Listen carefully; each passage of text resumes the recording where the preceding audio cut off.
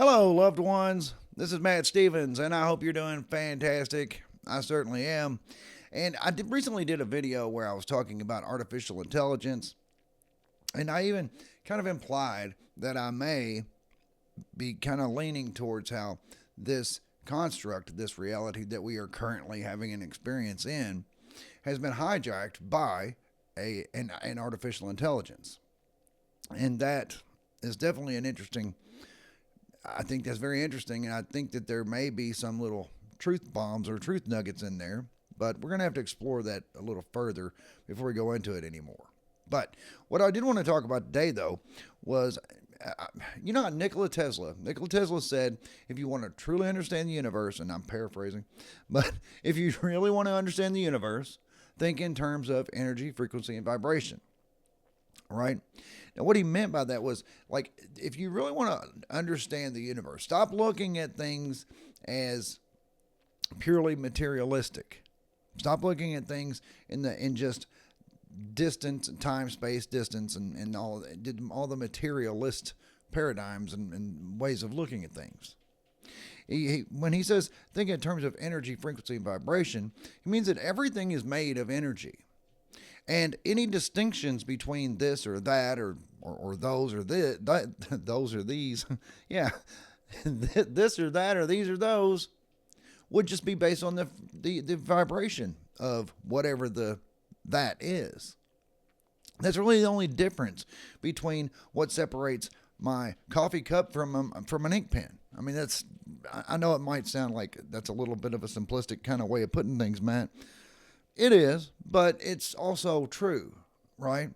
I mean, yeah, when we start talking about these deeper subjects such as frequency and vibration and things like that, we're like, well, I'm not really thinking about a plastic ink pen, Matt, right? I'm more thinking of the deeper truths, the deeper meanings. Is reality truly a hologram emanating from a pinpoint, emanating from a single source?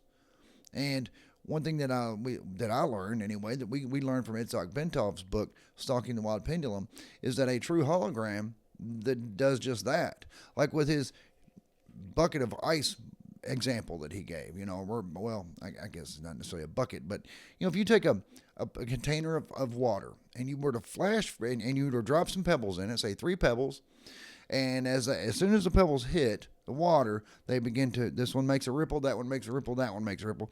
Then the ripples all interact, forming what we call an interference pattern. Now, if you were to flash freeze that, just bam, flash freeze instantly, that water, and then hold it up to a light, you could see where, even though it's now just a mass of ripples they're not just from each individual pebble, but now from the ripples all interacting with each other, it's like, well, now that's just a mess. I mean, how could you make anything out of that?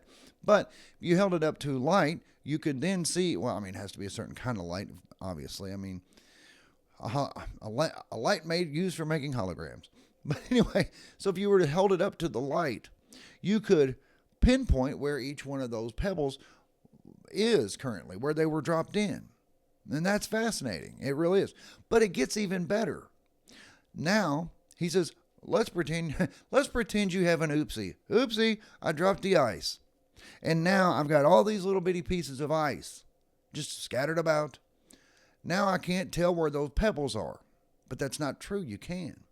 Because in a true hologram, the whole is present in its parts. And right? So you can take any piece of that ice, pick up this piece, pick up that piece, doesn't matter.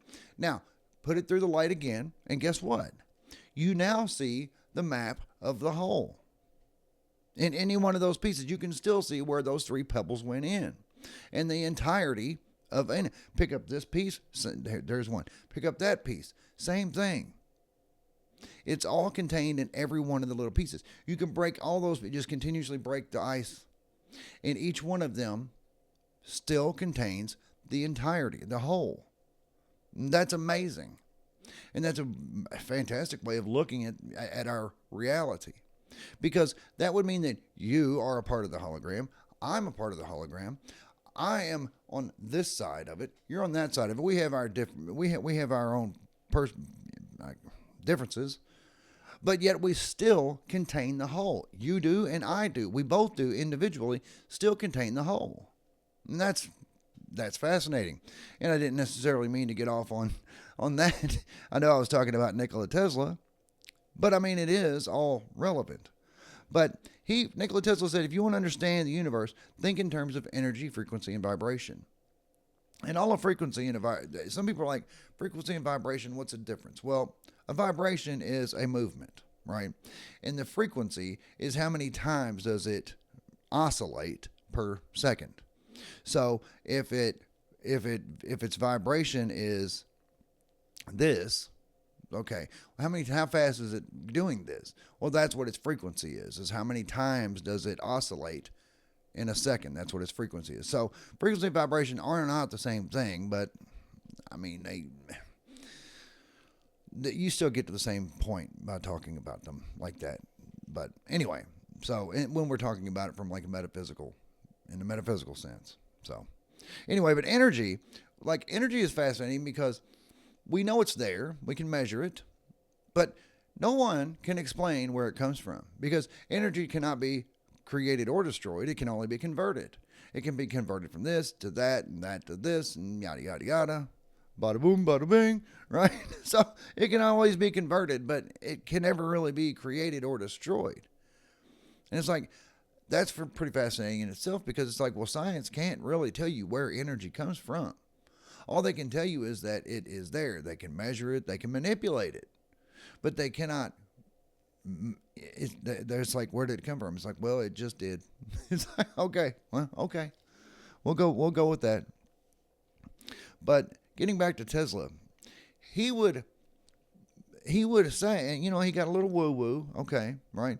He thought he was getting downloads from Mars or Venus or whatever, the cosmos. And he would say, people, he would go into a trance state, and with the, he's wanting to make a machine. He's wanting to invent some machine. Okay, so he would go into that trance state, and then he would come out of it and just write it all down, the whole plans, the whole everything, the blueprints, you name it, everything. And people would be like, well, how'd you come up with that so quickly? He said, I just did. It just came to me. He was describing a download, what we today call a download.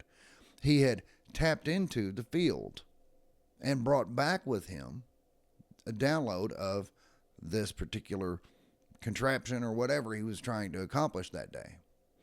It might not have just been about his inventions. It could have also been about some insights. I mean, these are the reasons why he knew things that he knew that were not even anywhere even in the field here on Earth at that time. I mean, he would bring things into the human collective's awareness from the field that were not even remotely close to being in the human collective's awareness at all at the time. But talking about Itzhak Bentov again, Itzhak Bentov in Stalking the Wild Pendulum, which is another book I highly recommend, but I put an asterisk on that. It's very hard to read, especially if you're a spiritual person, but you'll be very glad you did. It's one of those books. It's like every time I would get really hung up on it, and I'd be like, oh, it's very hard to understand. But I would remind myself, this is good. I need to understand this. This helps me understand the spiritual, metaphysical things that I am ultimately interested in. This helps to understand those things. So I would plow through it and reread stuff, and it was work getting through that book. It certainly was. But anyway, so oh gosh, see, I got stuck. Oh, he would get a download from the field. And it's like Itzhak Bentov demonstrates in that book how, through meditation, we can expand our consciousness infinitely. Infinite. And he explains that too, and I am not going to get into it here because it is, as I said, I'm a spiritual guy, okay? And the way he says it, eventually it makes sense to you. But it's like, whew, That's a lot. I mean, it's a lot. It is. I'm just gonna be. It just is. So, but it's worth the effort, certainly. So, Itzhak Bentov would Itzhak Bentov would have said that Nikola Tesla was resonating with the field. He was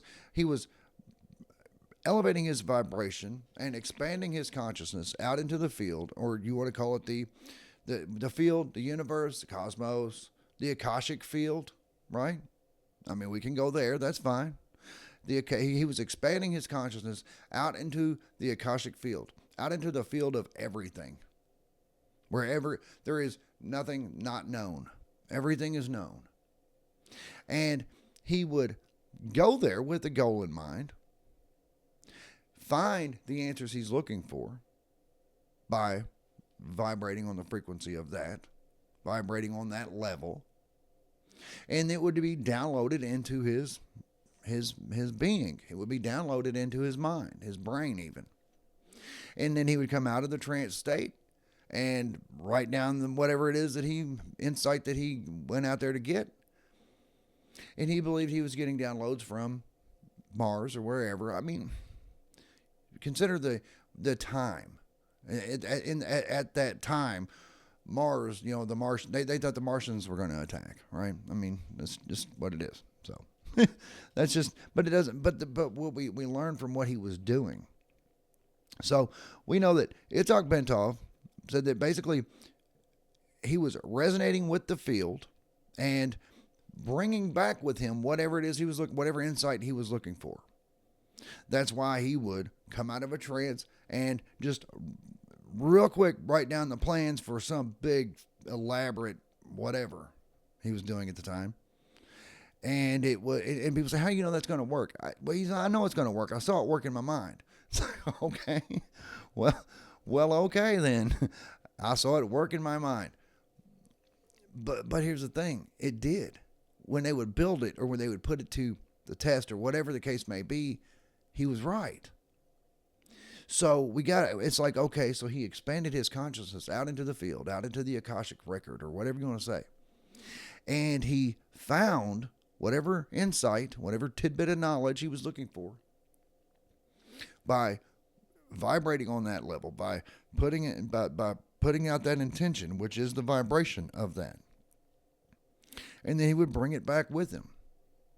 And I know you're thinking, well, if it was that easy, Matt, everybody would do it. I didn't say it was easy. There's a whole lot more nuance to it than just that, but I'm trying to cram this into a 15 or 20 minute long video, right? So there's that. Plus, I mean, I kind of believe anybody who's watching this video already understands meditation. They already understand energy, frequency, and vibration. But you might need a little reminder, right? Whatever answers you're looking for, whatever insights you're looking for are there. They are already in the field. There is nothing that's not there. You have to, with your intention, say, this is what I'm going for. This is what I'm looking for. And get on that, get in resonance with that. Resonate with that. And get into a meditative state. Slow it down. Expand your consciousness out into, as Itzhak Bentov shows, you can expand into the entire universe. Because there's basically a way that you stop time for yourself. Yeah, it's very complicated, but in the book, there's a it's called the chapter's called An Experiment with Time or something like that, and it's fascinating. Very hard to read, but fascinating. Yes. So he was expanding his consciousness into the field, and he was bringing back stuff. So we know that we can also do that, because we also know that with the holographic model, with the, as I described with the ice, how there is no really separation. It's like you have the entirety of that ice in you, in your piece of the ice. And in my little piece of the ice, I have a map, or I have the whole of the entire piece of ice, the whole chunk. Each little fragment has a map, it contains the whole of it. So you already have that. But you got to vibrate on that level. And that's fascinating. And it's encouraging. But it's also like, whoa, how do I do that? Well, that's the $1 million question now, isn't it? That's why we've got to, we have to understand. There's no separation. As I've said before, there is no time, space, distance. There's no separation. It's all right here. Everything is right here. It seems as if it's far away. It seems as if it's out of reach. It seems as if we can't resonate with it. Because, well, for a lot of reasons. One, we've been programmed. These brains have been programmed to believe that. These brains have been programmed to believe that everything is so vast, so far apart. And when we look at it from that perspective, when we look at it from the materialist perspective, everything is so vast and so far apart. I mean, just our tiny little solar system is expansive. It's mind-boggling how expansive just our tiny little solar system is. Just this one little speck. And it is a speck. If you look at the, like a picture or whatever, some artist's rendition of the galaxy, it's this big, and it's like, you are here, and it shows, you can't even see, it's got a little arrow pointing, and you can't even see what it's pointing to. That's how small. And they want us to feel small and insignificant. That's a good way to keep us as good little worker bees. As I've said before, consume, produce, obey. Or I'll say it the other way around. Produce, consume, obey. Yeah. Produce, continue producing and consuming and obey and reproduce and die. That's what we need you to do. Keep this thing going. Don't feel like you're part of anything bigger than that. That's the programming. And that's what we've got to get over more than anything. We got to realize we are so much bigger. I mean, bigger? Not really. I mean, see, that's using that paradigm. We're not bigger, and it's not, but it's not either. We're all right. It's all right here, right there. So anyway, dear loved ones, yeah, energy, frequency, and vibration. Vibration is the key. We have to vibrate on whatever it is that we are trying to pull in from the field. We want some insight. We want some knowledge. We want to be able to express something. We need to just resonate with that. Go into a meditative state with the intention of, I am going to, whatever the case may be, whatever insight you're going for, this is what I am resonating on this. And then just slow it down, right? Slow it down. And just be. Just be. And I can't promise you anything, but I can tell you this. You will be surprised. You will be amazed, actually, at some of the insights you'll come to. Some things will just come to you and you'll be like, how did I know that? You've always known that. It's always been in your field. You just had to resonate with it. So, anyway, dear loved ones, yes, that's what I got. If you haven't yet hit the like button for this video, I would really appreciate it if you would do so. And also, if you would share this video with someone that you think would like to hear it. I mean, I think it's a good one. Yeah. There's that. And, yeah, so hit the like button, share this with someone. If you haven't subscribed to this channel yet, please do so. I would really appreciate that as well. But besides that, dear loved one, that's what I got for you. I do love you. I truly do. And I'll be back directly.